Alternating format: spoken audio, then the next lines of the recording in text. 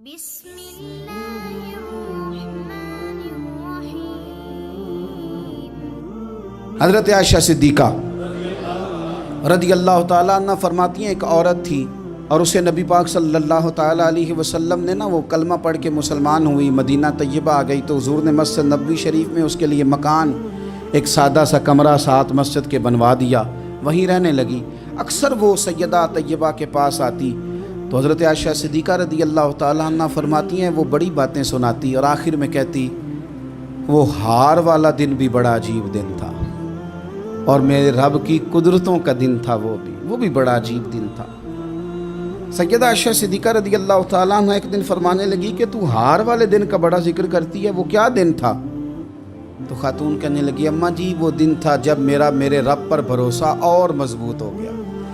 جس دن میرا اپنے رب پر توکل اور بڑھا، میرے ایمان میں یقین میں اور پختگی آئی۔ کہنے لگی میں ایک گھر کی کنیز تھی، نوکرانی تھی، اس گھر میں ایک بچی تھی جس کے پاس سونے چاندی ہیرے جواہرات کا ہار تھا۔ اس زمانے میں چمڑے کے اوپر لوگ ہیرے جواہرات لگاتے تھے، کئی دفعہ سرخ رنگ کے چمڑے پہ لگائے جاتے تھے، وہ بچی پہنتی تھی تو کہتی ہوں بچی کے اس نے اتار کے رکھا یا اس سے گرا وہ ہار تو چیل اسے اٹھا کے لے گئی گوشت سمجھ کے اور میرے سامنے اٹھا کے لے گئی۔ گھر والوں نے مجھ سے پوچھا، یہ بخاری میں موجود ہے، گھر والوں نے پوچھا مجھ سے کہ وہ ہار کہاں ہے تو میں نے کہا چیل اٹھا کے لے گئی۔ گھر میں کچھ چوری ہو جائے تو سب سے پہلا الزام کس پہ لگتا ہے؟ ملازمین پہ۔ کہتے انہوں نے مجھے بڑا مارا،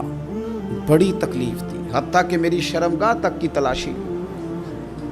میری عزت اتنی خراب کی میں بتا نہیں سکتی۔ میں نے اپنی زندگی میں ایک واقعہ دیکھا، ایک امیر گھر میں چوری ہو گئی، ملازم کو اتنا مارا کہ وہ چارپائی پہ پڑ گیا، پولیس والوں سے اتنی مار پروائی گئی کہ وہ بیچارہ چارپائی پہ پڑ گیا اور پھر وہ اتنا بیمار ہوا اور کچھ دنوں کے بعد پتہ چل گیا کہ چور تو اپنا بیٹا ہے ان کا، پھر اس کا انتقال ہو گیا۔ اب وہ سیٹھ صاحب اور گھر والے آ کے مرنے والے کے کان میں معافیاں مانگ رہے ہیں، کان میں۔ تو میں نے ان سے پھر کہا تھا کہ یہ تو اب چلا گیا ہے، تمہارا زور چلتا تھا نا تو تم نے قانون خریدا اور تم نے اسے جتنا ہو سکا تم نے اسے مار پڑوائی، تمہارے پاس جو عدالتیں تھیں تم نے وہاں کارروائی کی، اب ایک عدالت قیامت کے دن لگے گی۔ یہ کمزور تھا نا، کچھ کر نہیں سکا۔ میرے نبی پاک صلی اللہ علیہ وسلم نے فرمایا سن لو، اگر سینگ والی بکری نے بغیر سینگ والی بکری کو تکلیف دی ہوگی نا تو قیامت کے دن اسے بھی بدلہ دینا پڑے گا کہ تیرے پاس سینگ تھے اور تو نے اسے مارا تھا۔ وہ خاتون عرض کرتی ہے سیدہ عائشہ کی خدمت میں کہ مجھے بڑا مارا، مجھے تکلیف دی، میں کہہ رہی تھی کہ میرے سامنے چیل لے گئی ہے پر وہ نہیں مان رہے تھے، اماں جی انہوں نے مجھے بڑا مارا۔ حضرت عائشہ صدیقہ کہتی ہیں پھر کیا ہوا؟ کہنے لگی اماں جی جب کوئی میرا مددگار نہ رہا، مجھے تکلیف دے رہے تھے، رسوا کر رہے تھے تو میں نے اپنے رب سے مدد چاہی، میرے رب کی طرف میں نے توجہ کی، میں نے کہا مالک اب تو ہی میرا مددگار ہے۔ کہتی ہے وہ مجھے مار رہے تھے تو وہ چیل جو ہار لے گئی تھی وہی لے کے واپس آ گئی اور ہمارے سروں کے قریب لا کے اس نے جب اس ہار کو پھینکا وہ مجھے چھوڑ کے سائیڈ پہ ہوئے، وہ میری بے گناہی جان گئے، لیکن آپ کو بتاؤں اس دن سے میرا اپنے رب پر یقین اور بڑھ گیا۔ مجھے سمجھ آ گئی کہ جب انسان پورا ٹوٹ جاتا ہے